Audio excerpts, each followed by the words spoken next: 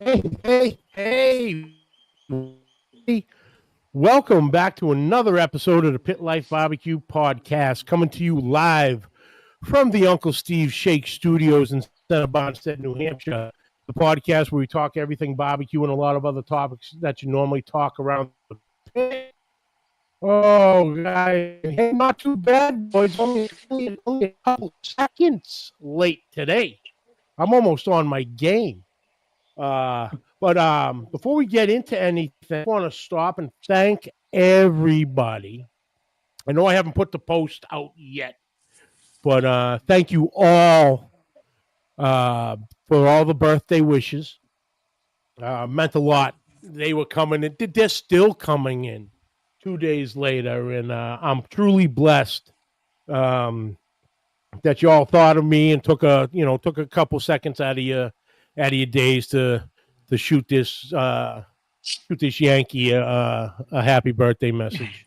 You know, everyone says, "Oh, you're aging like fine wine." Come on, folks. Let's be honest. I'm aging like milk. Okay. Pat Cullen in the chat. What's up, man? Dude, stop texting me right now. You're gonna screw up my Wi-Fi. I'm sitting good right now. Leave my phone alone. Daddy Dutch, what's up? Bat, what's happening? NBL, what's going on? And they'll be trickling in momentarily. You see, because I'm early, brother. I'm early. Uwe Braun, what's up, brother? So they think they have a 5-minute buffer. Not tonight. We're on time. It's like school. If you don't get here within 10 minutes, there's no show. Yep. That's it. Tom, you're late. Finally, I was able to say that. Oh, but guys, let's get into it. Tonight's episode brought to you by Uncle Steve Shake. Oh, man, let me tell you something. Uncle Steve, an incredible guy. Now 19 amazing flavors.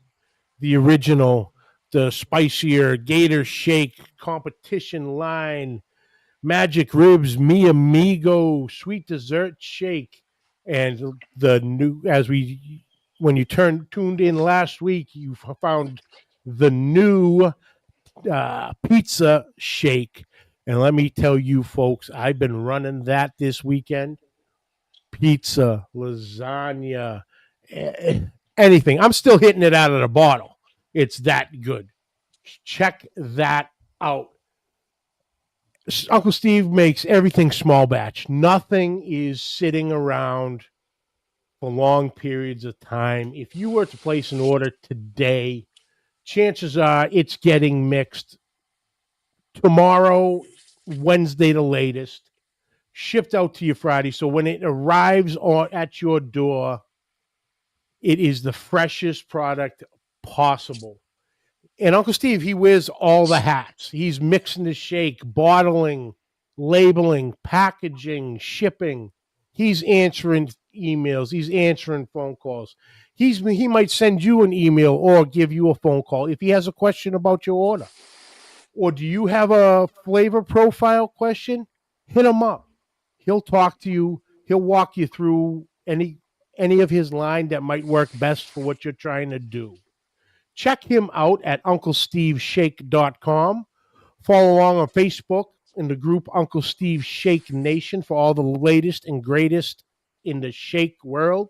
Uncle Steve Shake, shake some on everything. Also brought to you by Joe's Meat Market, the diamond of Royce City, Texas. Gabriel and his crew doing an amazing job. Day in, day out. The protein selection is fantastic. You need a specific cut, thickness, he's got you covered. Are you looking for something he might not carry? He'll work with you to get it in, to get what you're planning to come to a reality. Fresh produce brought in daily for us comp guys and backyarders. He's got us covered too. Multiple lines of rubs, seasonings, sauces, marinades, injections, including the new, not so new now, but Joe Market House line, carrying smoky wood products, splits, chunks, chips, pellets, and I believe the charcoal too. He's got us all covered. And while you're there, you feeling a little hungry? He's got you there too. Gabriel's mom's behind the counter whipping up some of the freshest food out there today. So grab a plate, grab a bowl, have a seat, talk to the boys that are hanging around, make a new friend in this wonderful world of barbecue that we are so passionate about. Like I said, if you're ever in the Royce City area, swing by Joe's Meat Market. Tell Gabriel and the crew I sent you. And remember, Joe's Meat Market for the win. Oh, let's see. Bobby Stewart, what's happening? NBL, when is the holiday shake going to be available? I believe he said um, mid November, the holiday shake will be making its return, but it is definitely coming back. Texas Barbecue Bash, what's happening? Thank you for tuning in. Texas Barbecue chapter, that's right, that's right. Open 365, 100%, 100%. Oh, guys, I'm excited about tonight. Like I said, competitions on this end are pretty much done, so we're back to the list and messaged this gentleman the other week, and let's go. He was all about it. So, without any further ado, ladies and gentlemen, please welcome from Smoking and Toast and Barbecue, Mr. Cesar Mejia. Hey, What's up, Mags. brother? What's up, brother? Thanks for Man, having me. oh, my pleasure. Like I said, man, you've been on the list for a bit, and we're just checking them off. Like I said, I just um I love what I do with the show, and I love introducing people and hearing their stories, the personal stories, getting growing up in barbecue, not growing up in barbecue, but getting the itch somehow, some way. So we're gonna get into that with you, brother. And but like I said, thank you, thank you, thank you for taking the time. I really appreciate it. So to kick it all off, tell us, introduce us to yourself. Who is the man Cesar Mejia? Sounds good. So yeah, I'm Cesar Mejia. I'm the pit master of Smoking and Toasting Barbecue. We hail from Los Fresnos, Texas, which is the about as south as you can get in Texas. We're down here and been doing this for a minute. We've been doing this since 2017, and been we've been at it really heavily since I would say right after 2020 is when we really hit it hard. And Yeah, it's just me right now. It's me, my wife, my parents come out and help us out, and I have a friend of mine who also comes every now and then to help out. But man, the dynamics change throughout the years. Folks grow older, and you really gotta love what you do out here. It's not for everyone. So sitting out at a cook-off in 100-degree weather with like 75% humidity is not fun. So No. it's not for Mm, everyone. But yes, we've been out doing it, and we've had a little luck on our side along the way. nice, nice. So you said you kind of got in about 2017 and really started hitting it hard in 2020.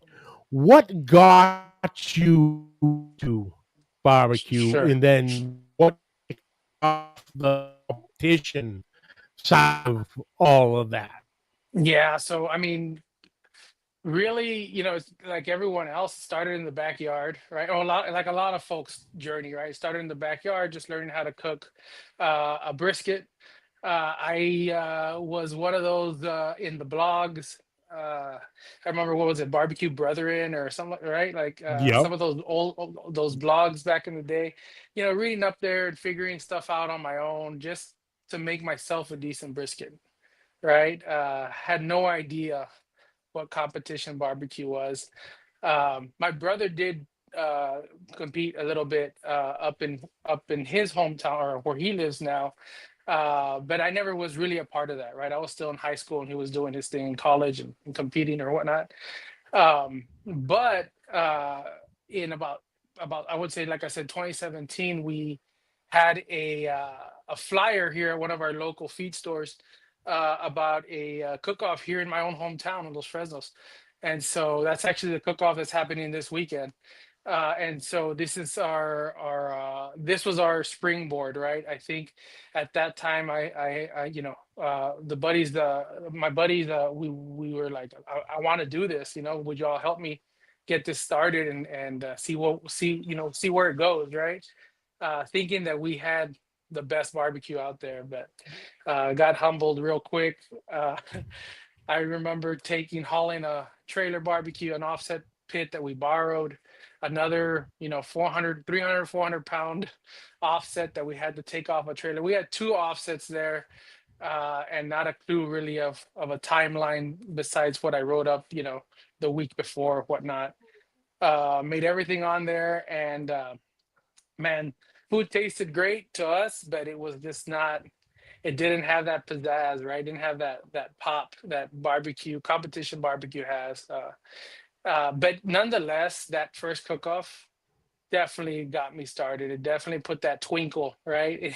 And I said, man, I want to do this. Like, this is something that calls to me, right? It's something, I'm very competitive by nature.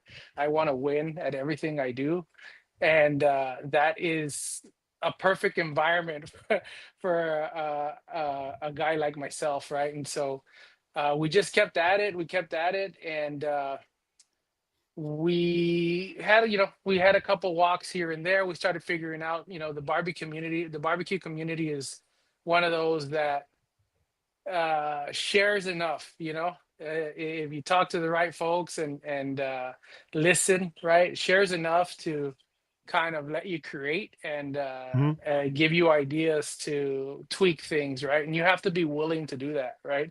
I think there's definitely a pride and an ego to everyone's cook, right? And so if you don't want to change that to complement someone else's palate besides yourselves or your close group of family and friends, then it might not be for you because you're not going to get very many walks that way, right? So Yeah. had to be open to trying some new things, changing some things up, and we started getting a little bit better, but just not, we couldn't, you know, you know, get over that hump of getting an actual win. So we did that for about a year, almost about a year, and it was late 2018 when you know, everyone tells you when you get into it, you should take a class, you should take a class, you know, like that's always around. There wasn't very many online classes. I do recall getting a Cosmos class Yes. on chicken when he used to do that kind of stuff, and I think it was a Corey Mike's chicken class, and that really springboarded my chicken, to be honest, to kind of have a little bit more insight on some things. um but it wasn't enough, right? So we were starting to get some chicken calls and some low end brisket calls, but the ribs were going nowhere. And so I ended up taking a class, and it was an in-person class, and it blew my mind. Was everything that I was missing, everything that I was missing when it comes to that pop, you know. Like I still wasn't using phosphates until I took that Corey Mike's class, right? And they introduced that to me, the moisture magic. And so Mhm. it was then that I was like, holy man, I was close, but I was just way off on certain enhancements that will enhance the flavor, the texture of the meat, right, and allow it to hold. Because when we were cooking, we are doing in the beginning we are doing IBCA. It was double round, right, judging, right. So you had to make it taste good and it had to taste pretty good for a while, right. So you had to make cold barbecue taste good, right. And Yep. so um figuring all that out really led us to our first GC in it was like 2019 when we got our first one, and we didn't look back. After that, we just kind of started nailing things down. Oh, nice. But no, like you were saying, it's, you know, you're always constantly um thinking. and especially you get to the contest, like you said, you think it's good. Obviously, Mhm. the judges humble you real quick, and then Yep. but there's now did you take it as um you have your recipes, give them a shot, give the recipes a shot, a couple contests, or did you go right off the bat, start changing things? And if you did you change major, or did you start in like small chunks, a little less salt here, a little bit more pepper here, things of that nature? So this was on the Barbecue Brethren or all those blogs. That's the only one I remember, but there are so many blogs. And sometimes it's too many, right? Because they're telling you the complete opposite things to do, right? But uh one of the things I recall, and I still to this day when I change is I'll change one thing, two things tops, right? Within an individual ingredient, right? So like if it's my rubs and I'm tweaking something with my rubs, I don't want to tweak more than one thing, right? Like if I'm Hmm. layering rubs, for example, right? Let's just say I'm layering three rubs. I don't want to replace all three of them at once, right? I want to replace one, depending on if it's a sweet, a savory, or maybe a more like a salt and peppery, right? Replace one out and go from there, right? If it's with my injections, same thing, right? If I'm tweaking the measurements, then I'm not changing any ingredient, right? For example, if I'm changing the ingredients and I'm complementing that to a set of measurements that I have in my head that I feel like complement the dish, Hmm. right? Um, and the sauce, same thing, right? Because one of my strengths right now has been one of our house sauces actually that I use in my catering has been hitting, right? Mixing it with others, right? And so it kind of went on a slump. And I said, well, wait, what if it's my sauce? They don't like it right now, right? So I swap it out and then see if it hits again or if it's something else, right? So I'll go and I'll mess around a little bit, but it'll take me about three comps to do that, and Yeah. so if three comps don't if three comps pass and I haven't, like I'm staying in my chair, I'm definitely looking at it and saying, okay, where can I do a little bit better?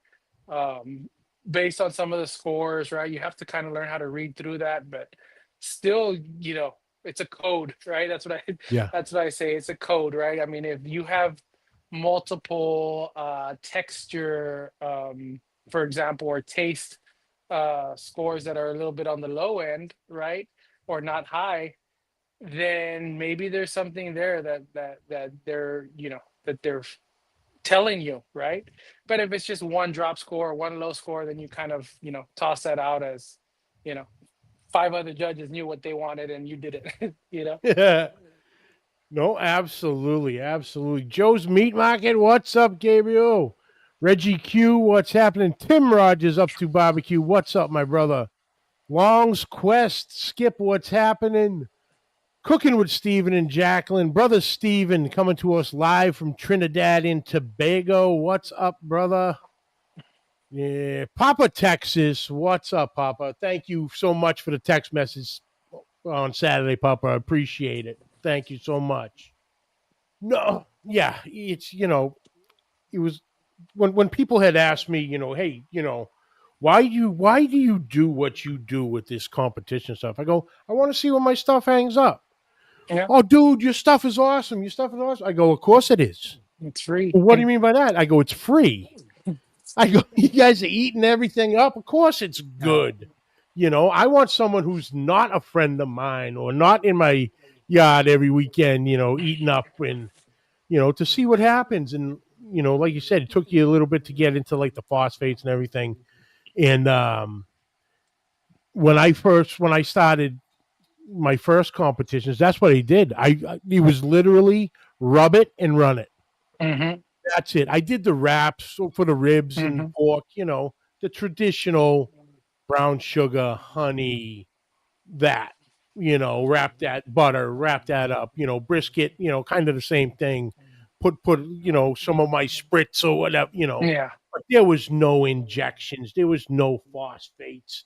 There was no nothing. It was seasoning and put it on the pit. Hmm. And I did well my first year. Didn't get a walk, but I was at least I was in the middle of the pack. Yeah. I'm like, okay, what I'm doing literally straight out of a bottle. I mean, it wasn't dead ass last, right? Wasn't dead ass last. Nope. But it's like, okay, so then in that off season, okay, looked at everything. Then I started playing. Right. Went, okay, let's check these injections out, check these phosphates. And, did them here, did it there, started seeing improvements in my scores. And then this year it was, I was getting calls every weekend, a few walks here and there. And, it's like, okay, we got the game plan rolling. Now it's time to fine tune Hmm. what I'm doing. Like I said, trying a couple different combos of the layering of the rubs and trying not to go so heavy on a salt base. And of course up here, the sweeter the better. Yeah. That's what So I've heard. it's like, we're trying to figure, well, how sweet is sweet? It's like, okay, whatever, but no, that's cool. I That's cool. remember our first cook off. We did two briskets. we we cooked two briskets. They were probably about 17 pounds before we trimmed them. We trimmed them down probably to like 12. So they're still huge briskets for Yeah. cook-offs. So two big 12-pound briskets cooked on just an offset that's just a regular, it's a pipe pit, right? It's made out of one of those pipes that, from the oil field or whatever. Mhm. And we cooked those suckers 12 hours, stayed up all night. It was that's what we thought was gonna work. Now wake up at 5 in the morning, and that's still early for some folks. And Mhm. get the barrels ready to roll, and they come up to temp so quick, and the brisket's out by like 12:30. Yep. So Yep. so much different, but it's still good. I mean, you learn that what you chase consistency, right? But I think the consistency you're looking for is obviously more like the texture of the final product, the taste as well, obviously, right? But I mean, that's what you're chasing, right? And not so much the points or the trophies or all of that stuff will just fall in line, if you're Yeah. chasing consistency. No, absolutely. Dan Kimball, 16 Mesh. What's up, brother? We're doing well, my man. We're doing well. Oh, so going back in the memory bank here, what what was your very first pit? It Or was, yeah, well, so that one was borrowed. But then I did buy it was an offset. It's about a 200-gallon offset on a trailer. Had two smokestacks coming out of it at the end. And we ran that one, and we ran that one for, man, it must have been maybe like 6 months before I built my own can. I saw all the cans out there, and I was like, I can make one of those. Started, here comes YouTube, right? Figured out yep. how to make a barrel, and I found udsparts.com or whatever that website was. Man, I ordered all the kits, and man, that barrel won me some competitions, and we rolled with it for a while. And now all I cook on is cans, but cans Yeah. and a pit boss cabinet. Okay. Very cool. Very But I've cool. gone through it all, Mags. I've gone through it all. Yeah. I've used Weber's for my ribs and for my chicken. I've used Old Smokies. I think I was just finding an excuse to buy another barbecue pit, man. And now my backyard looks like a barbecue pit cemetery. Like, Mm-hmm. Oh, I know that feeling. I know that feeling. you Before know, competition, I remember I had that master built electric smoker that you would put wood chips in. Uh, yep, and I would watch all the YouTube videos on that and how to cook, everything on it. And we used to cook a lot. Like we used to cook a lot for the family, and that's something that I really enjoyed, right? Cooking, and yeah, then it just sprouted into competition, and then now full all out catering and all that good stuff. yeah.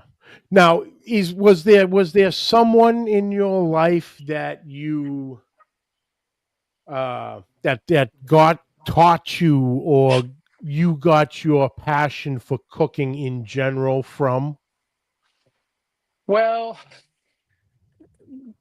I mean, if I had to put a name on it, because I just really started really enjoying it. But my brother really taught me how to cook my first Mhm. brisket, right?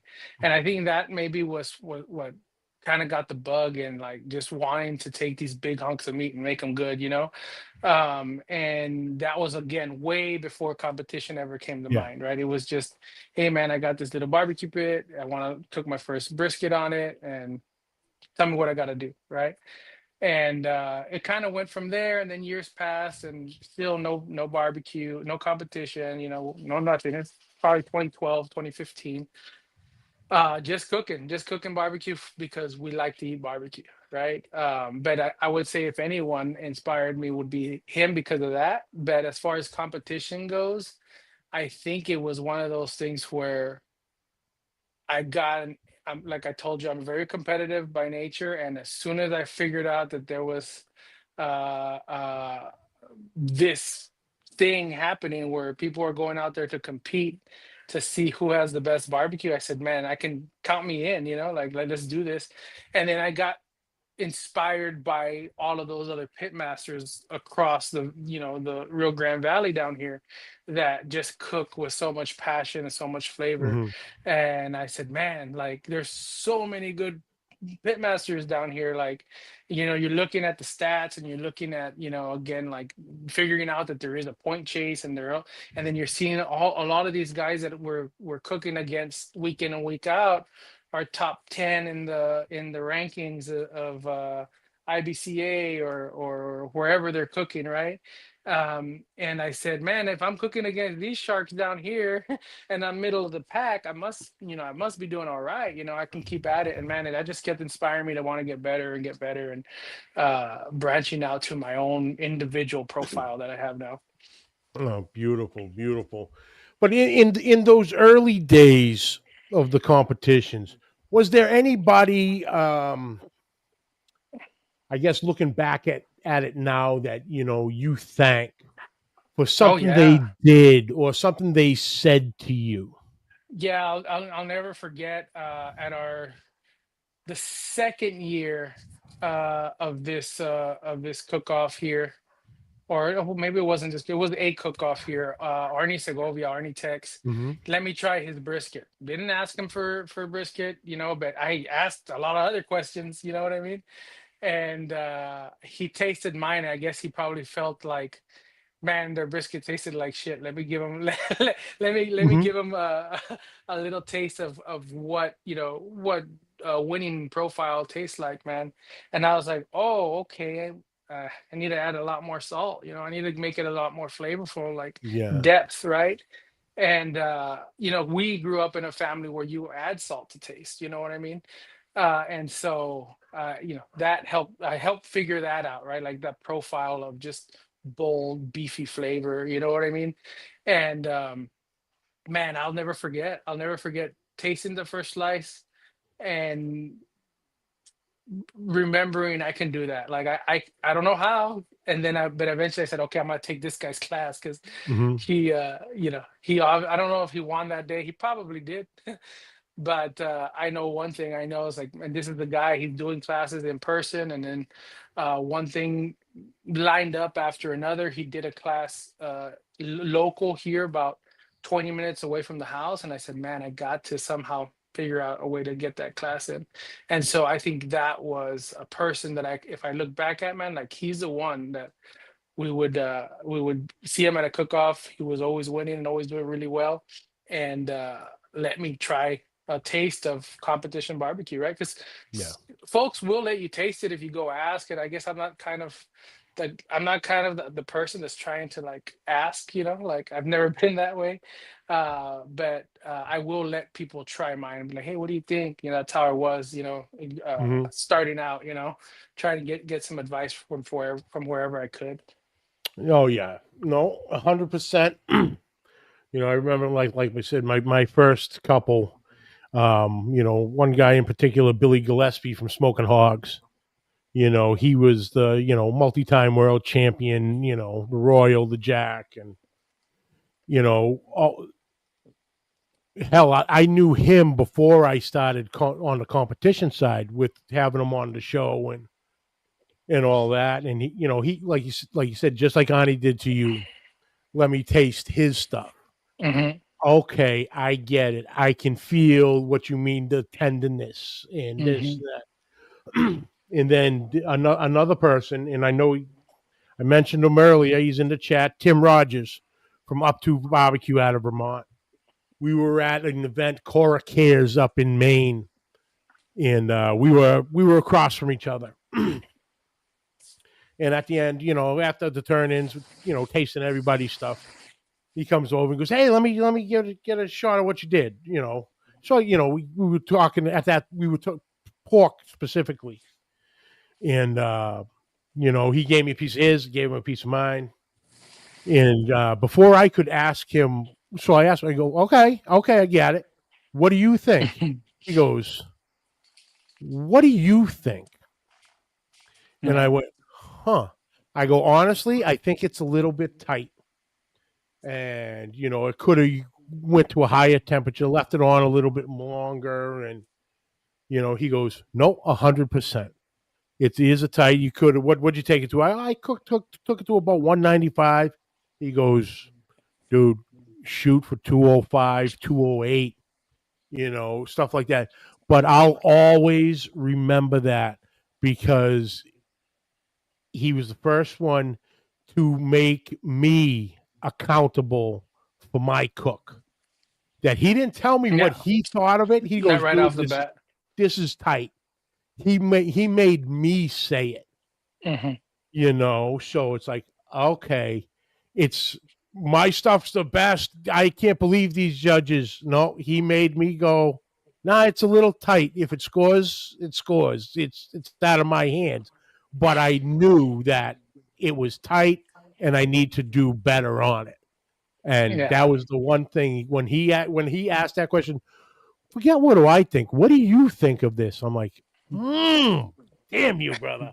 But no, I'll always remember that. It's I'll tough, man. always Some remember. like I have trouble sometimes giving really good feedback because I don't want to offend anybody. Even Yeah.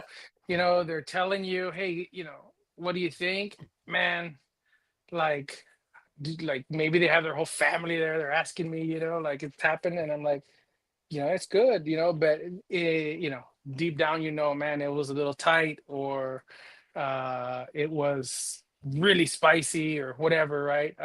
Sometimes I'll ask them in question form, right? Like, "Do you think it's a little tight, or do you think it's a Hmm. little spicy?" And then let them springboard the conversation from there. You know what I mean? Yep. That's how I give constructive criticism now, because sometimes I just don't want to offend anybody, really. I Yeah. really don't, No. and it's because, man, we're all working all day for that, we're all Yeah. working and we all think, man, we got a chance. Unless you really know you screwed up, and sometimes you can be honest, right? And I'm really completely honest with myself, and sometimes my parents are there and they're like, man, it was really good. I was like, oh shit. Yeah, it's too tight. Like, y'all love it, but I know Yep. that it was tight. I know that the brisket was too tight, or I know that I overcooked it to where it's kind of like that chalky kind of flavor, right? Like it kind of rendered all the intramuscular fat of that slice out, Hmm. where there's nothing left, and it's just a difficult mouth feel, right? It doesn't hit down here. I know that. So I know it, and they're like, "Oh, it tastes great." I was like, "Nah, it's not gonna hit," and it doesn't hit, and I knew it wasn't gonna hit. Hmm. I've been wrong once or twice, but for the most part, I'm like, "Damn it." I think 2 weekends ago I had a chicken. It ended up hitting 17th place, but when I tasted it, I was like, damn, it's too peppery. Like I don't know why. I don't know why it got too peppery. Like, and I'm looking, thinking back of my seasoning, and maybe I was a little heavier on my hand or something, right? Sure enough, one of the judges put a little too peppery for my taste, and I'm like, damn it, I knew it. Or at least I thought I knew it, and they thought the same thing. But that was a drop score. It ended up being a drop score. It ended up being good enough to get 17th, out of a 42 team. uh, Helped. It definitely helped win the contest. No, absolutely, absolutely. Press, what's happening? Larry Vaughn, afternoon from South Jersey. Kevin Hernandez, my pizza burning. What's up, homies? What's happening, What's up, brother? Kevin? Uh, let's see here. I got a text message here from my boy Braden Estrella, and he's asking, how did you come up with the name Smoking and Toasting Barbecue? And a second question of what is your most memorable contest? Okay, twofold. So the Yep. name, initially, man, I really wanted to have like the party vibe, right? That's kind of what I was shooting for with the toasting, and then I was gonna try to get it into a whole, let's do a toast, after every cook off, or just cheers to good times, right? Uh, and I was just doing research to see like I did research to see like what names are out there, right? Like, Mm-hmm. doing Google searches. 'Cause I didn't want to copy someone's name. And I did see one that was close. It was like smoking and roasting, or smoking something, roasting and smoking, or something like that. And I wanted something that would celebrate good times, but also emphasize on barbecue, right? And so we wound up on there. But then once I started getting too competitive, I was like, dude, I don't want. I mean, I have fun, right? You obviously see that I have fun at cook-offs, but it ain't what you think. And a lot of people are shocked, right? Like, I mean, I do have a good time, but I'm not having a party at my campsite, right? Like, that's it. That was gonna be a part of the intention initially, right? But I said, no, man, like if I do that, then I mean, kiss the contest goodbye for me, right? Because I would get way too crazy, and then that's Mm-hmm. it. I'm done. And so it kind of went to the more focusing on the smoking part only. And then the toasting just happens, with the fireball. Not so much a toast. Yeah, toast to every meat, right? I mean, I don't do an intricate toast or anything like that, but we have in the past, but um, we do take a shot after every turn in of the proteins, just to toast to the meat themselves, right? Toasted chicken, toasted ribs. So that answers question number one. Yep. Man, question number two is tough, right? Because there's a couple, right? Like your first GC is always memorable. I think that one was, I remember people looking at me like, who the hell is this guy, right? Because we had just took the class, and it was like three cook-offs later that we hit it, and so that one was, special.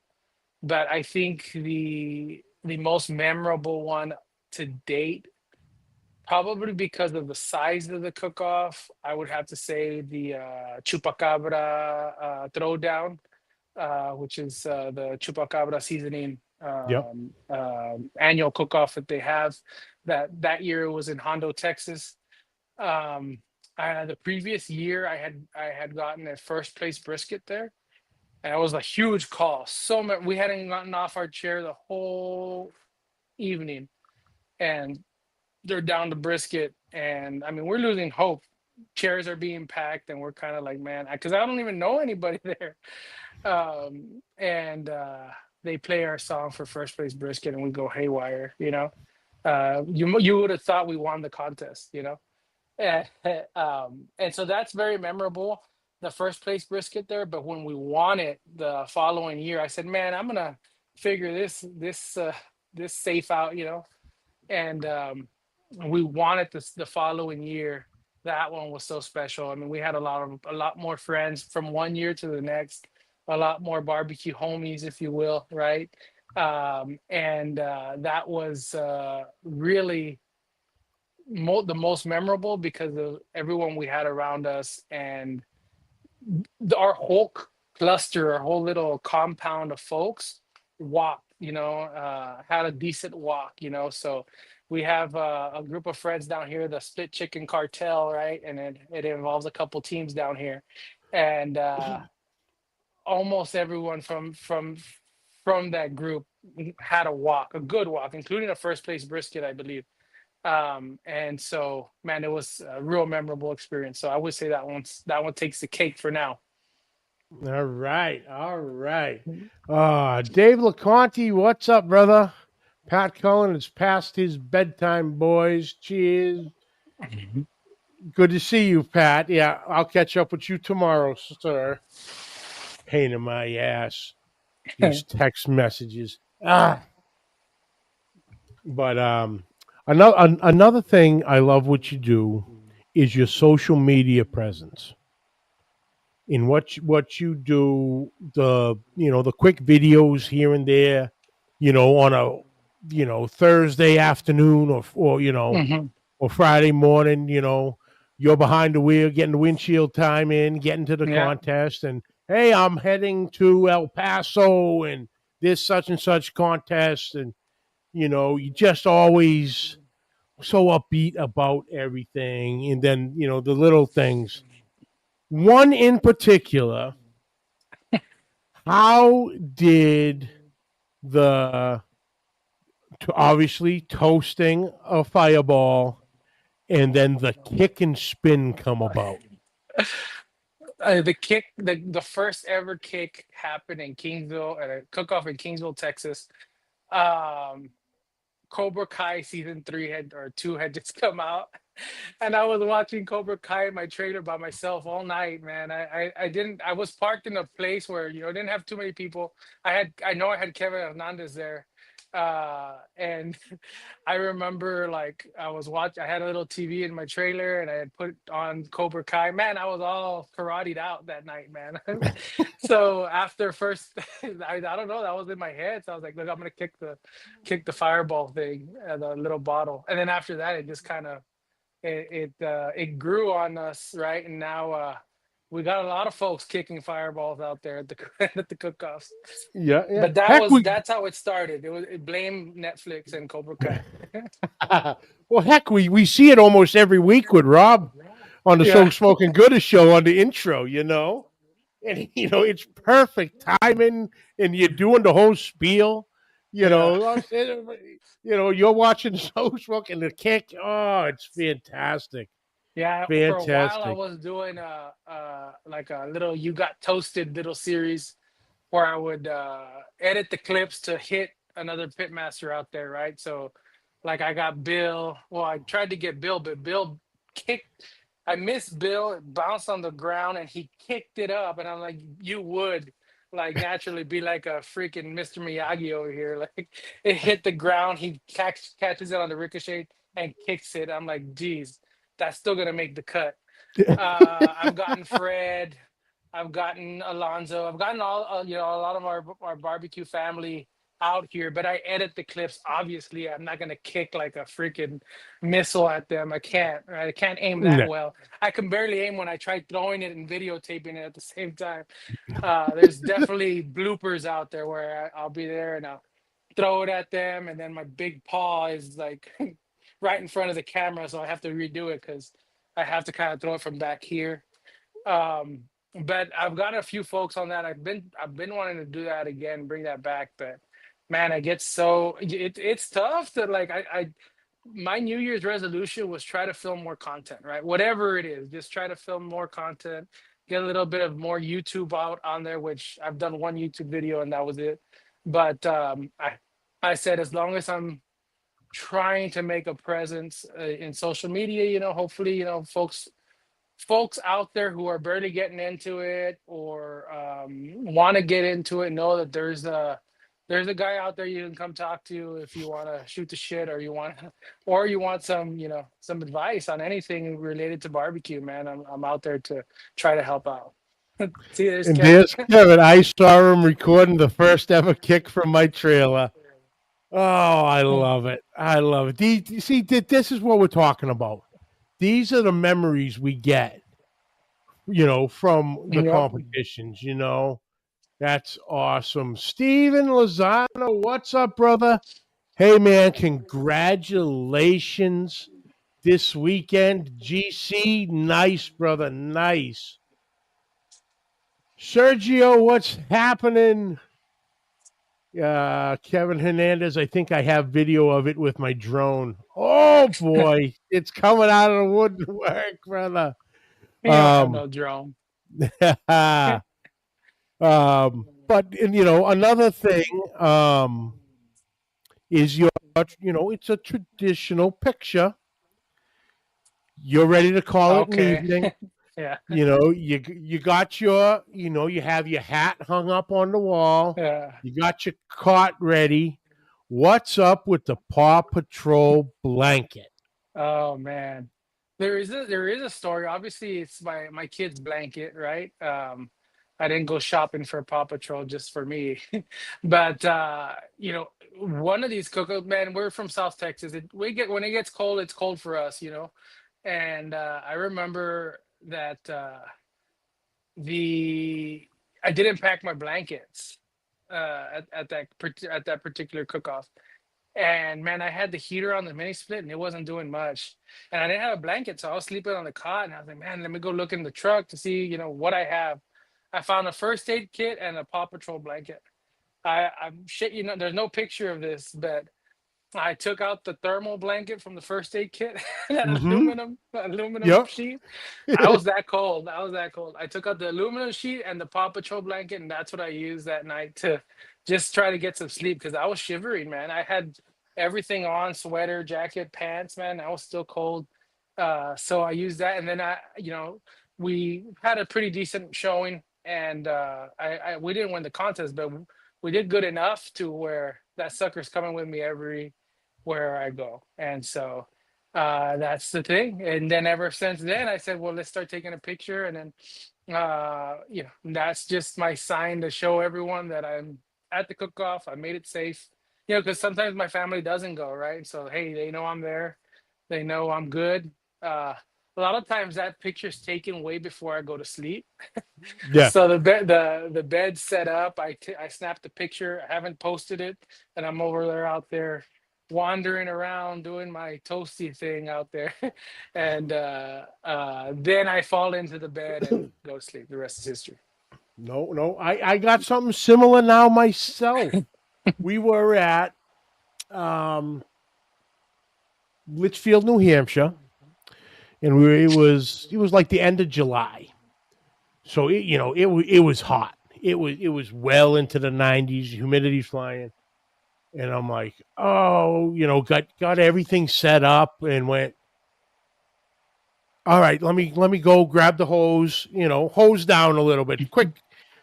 Quick competition shower. You know how it Yeah. goes, right? And I went start going through stuff. I'm like, damn it, I forgot my towel. So here I am, paper towel and whatever. And our buddy Matt Pereira, his wife Heidi, hey Mags, I got to run to the store. Do you need anything? I go, Heidi, if you can find me a beach towel or a towel, that would be great. She comes back and she goes, you're gonna love this. It's the only one, but you got a towel. I go, Heidi, I don't care. Thank you so much. I appreciate you. What you got? This giant pink unicorn, balloons, rainbows, the whole 4-year-old little girl Oh, beach towel. 4 walks. it ain't going That anywhere. towel's that It towel ain't is going anywhere. hold. It's right there. Hold on. Hold on.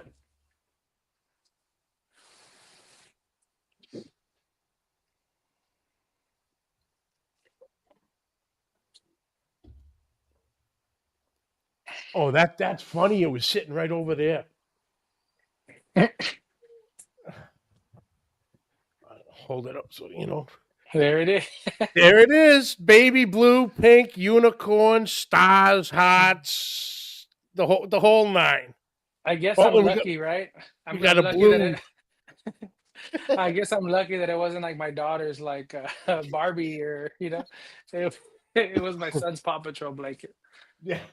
But I'm like, oh, that's not going anywhere. Yeah, That's it's with us not, the man. whole time. Man, we're so superstitious out there. It's so Oh funny, and God. I even start working on trying to break superstitions, right? Like how? Oh, wait, I won and I didn't have my Lucky Crocs on. Okay, I don't need them. Like I can eliminate that off my list. No, uh, absolutely. Michael then you get in a Ramirez, funk what's and you up, bring them brother? back. Yeah. Stephen Pfeiffer, what's Hey, up, Steven. guys? What's up, brother? I know Kevin had something before, but I want to get the blanket done, talked about. All right, here comes the shiggin pot, brother. You ready? Uh oh. What do you put in your rib injection? Kevin thinks my ribs taste like ham, Oh, but it worked for a year, man, and it fell off. hey, who don't It like fell ham, off. man? Yeah, I'm gonna give it a go ahead and bring it back because they're kind of falling off again. So got to look back at the notes and see where I hit, when I hit with it, right? What time of the year was it? But yeah, man, my I'm not gonna give a detailed recipe here, but I do like myself a nice pork broth, man. We'll just put it at that, right? So Okay.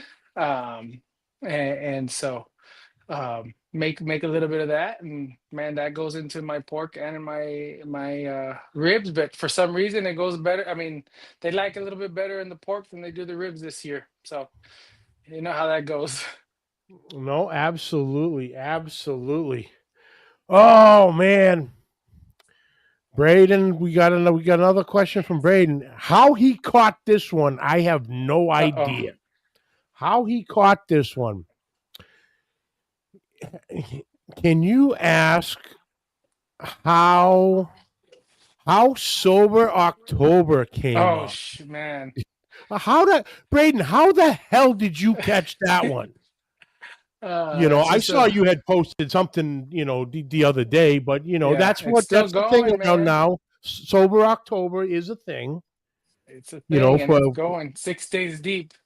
Counting the days, man. I'm counting the days.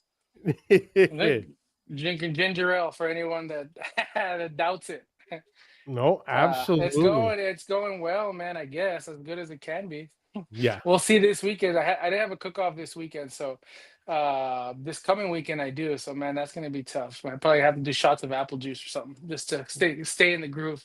That's it. That's it. Once again, the superstitions come about. You Yeah, might have to substitute ingredients, but yeah.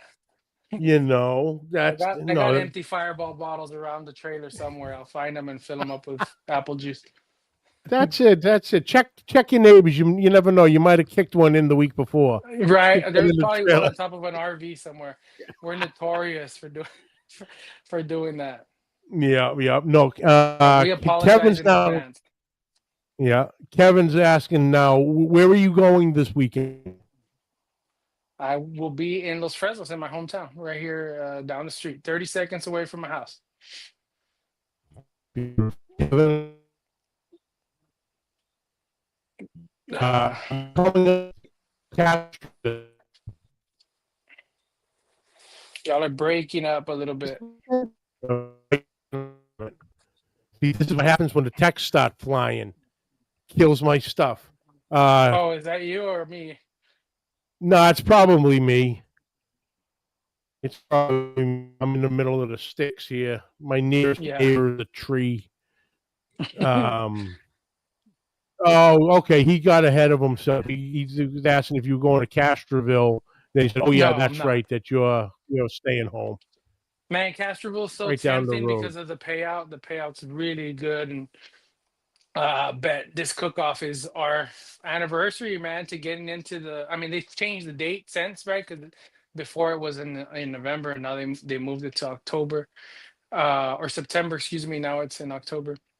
But it's our anniversary, right? That's where we first started, and we've never won the darn thing. I could literally, if I go to end of my street here, I could see the venue. It's it's the rodeo grounds where they have the annual rodeo here. Um, I never won the darn thing, so maybe we can change it, change change our luck this weekend. But but yeah, it's so good. It's such a good venue. You got power and water at almost 90% of the spots. I mean, it's one of Oh, those where beautiful. the promoters really take care of you and stuff like that. There's People's Choice, so this year, we're really going all out on the People's Choice as well. We're gonna do some smoked barbacoa, some pork carnitas. We'll be slinging out all sorts of goodies out there for the public, and well, just have fun, man. And if we don't do good, well, we don't have a long drive home to think about it. No, If true, very anything, with true. this barbecue, man, if that's one thing that is really continues to inspire me, is how beautiful Texas is, right? And I say that because it's so huge, right? And I think for our first year, we never went outside of our confines of the valley, right? Which you can go 45 minutes north, almost an hour north, you're still in the valley, and there's so many cities in between, right? Where there's so many cook-offs, so you don't really have to travel outside.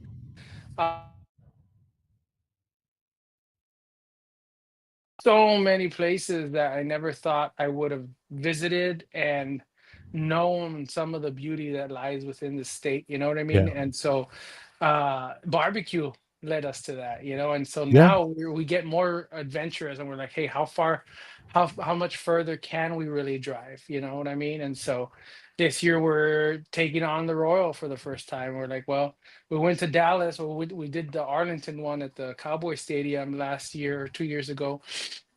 And I said, man, we could drive that far. What's another, 9 hours or 8 hours or Yeah. whatever the hell it is? It's just one of those things. And next year, hopefully, another bucket list. We go to another one, like I said earlier, somewhere on the East Coast, West Coast. Just get out there and just cook and see where how our food does, and meet all these other, nice people in person. Hmm. Yeah. No, I know a few in the Northeast that'll be going down this year. So I've like I heard. said, always welcome, brother. Bobby Boom, what's happening? That a boy, What's up, Cesar. Bobby? Nice, nice. But no, like you said, the just from barbecue, the traveling alone, you get to see so many parts of this Hmm. country. You know, and I've said the story before, so everybody, no comments. Thank you so much. But back in it was actually 3 years ago this past weekend. 3 years ago, October 1st, is we came down to Austin to pick up my pit. My wife had ordered me a backline smoke up from Ryan Newland in Austin, so he built one for me on a trailer, Miss Mary, and we drove down. It was me, my wife, my kids. So they're 16 and 15. So I'm not good at math. 11 and 12. 12 and 13, whatever. Yeah. But at that point, they've never really been out of New England. Yeah, they saw it all You then. know, so right down the East Coast, Hmm. Tennessee, hang the right, hung out in Mississippi, saw Malcolm, Yeah. Mark Williams, and down Mississippi into Louisiana, up into Houston, and in the whole nine. Then coming back was a whole different one.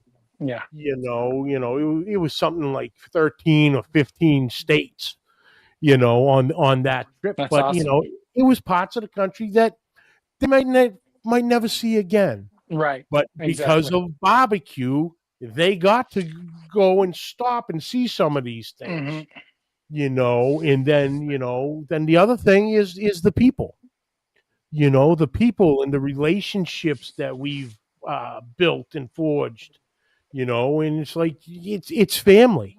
Hmm. Literally, I can go pretty much any state and literally know somebody and go, "Hey, Right. I'm coming down," and this and oh yeah, you know. And it was like that. And I say this one again till I'm blue in the face.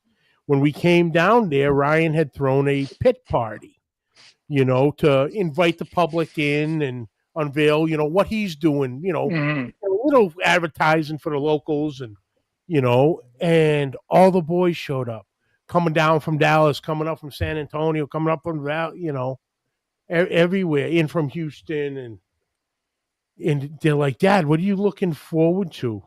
And I said to him, I go, I'm looking forward the most to meeting my friends. And they both looked at me. What do you mean meeting your friends? And I go, guys, these are my friends, but their dad, they're your friends. I go, yeah, but most of them we've never met in person. We've never shaken hands, we never hugged, we never dapped up, nothing. It's always been, over a screen or over a phone in a chat room, and they're like, oh my gosh. So they were sitting there watching it, and they're like, and one of them got wise. He goes, really? You didn't know, never met these people? I go, no, why? He goes, you you couldn't tell. It was like you guys have known each other forever. Isn't Couldn't that tell something? that this was the first time yous ever were physically in each other's presence. So they see that end of it too, and my son, he's really getting into the kids queue, and he came to a bunch of them this year, and really So dug it, did well for himself, and he's excited about it now. Hey, when's the comp start next year? And can I kids yeah, queue? Absolutely, absolutely. it's so awesome to see that, our kids are doing it too, and they're pretty good at it. Yeah. And they're getting the hang. And I how do I say this? Like I want to teach them winning profiles, right? They can mess around with it later. I told them, and this is just being straight up, right? Because I know there's some folks out there being, no, let them do whatever they want. I'm saying, no, I'm going to teach them how to win, right? Mm-hmm. At home, right? Look, this is the steps you can do. You have to do it at the cook-off, right? I'm just teaching you what I think would taste good and would win. Do you agree? Right? That kind of stuff, teaching them obviously they see what we do every weekend as a team, right? And so they also want to learn how to win. Mm-hmm. And man, they rolled with it. And now their profiles are the profiles we taught them are based off of a foundation of smoking and toasting profiles. You know what I mean? So the ingredients they work with are ingredients that they're going to find in the trailer that already are proven winners. You know what I mean? Mm-hmm. And man, dude, I don't know. I believe there's a point chase going on in CBA for the kids queue.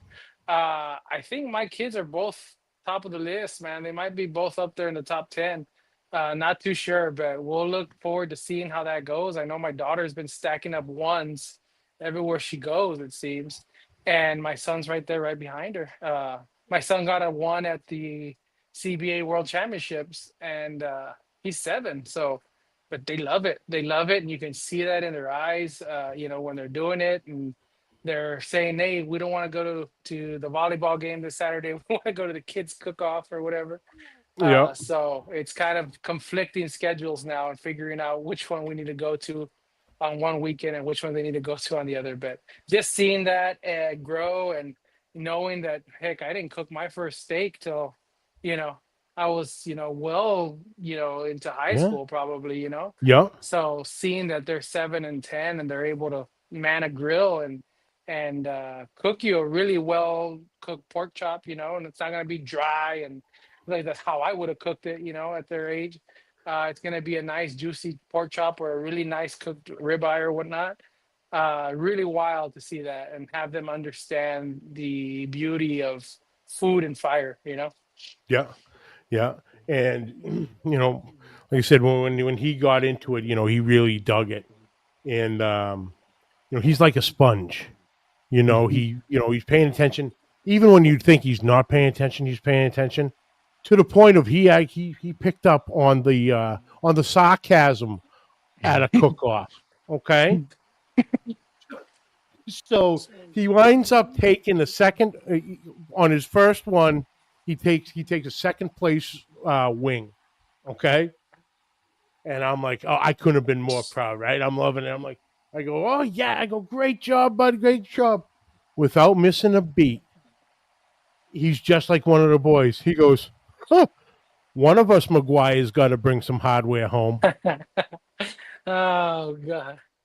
Yeah, yeah. I go, and of course, I couldn't say a word Yeah. because I had yet to get out of my chair. Granted, he had to. I had to wait an extra 24 hours, but he's like, I was still the first. I'm like, yeah, damn it, you are. You got me there. That's You got awesome. me there. But oh yeah, he's learned the sarcasm too. He fits right in with all the boys. That one. Yeah, But they pick up on all of that stuff. no, 100%, 100%, brother. But man, woo, look at that! Already an hour, brother. It goes quick, man. It flew by. It flies by. But brother, like I said, thank you so much. I'm so thrilled to hear, your story and your roots and getting into everything.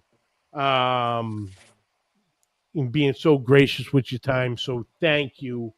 Um where can everybody find you social media wise? Then shout out any of your sponsors, Sure.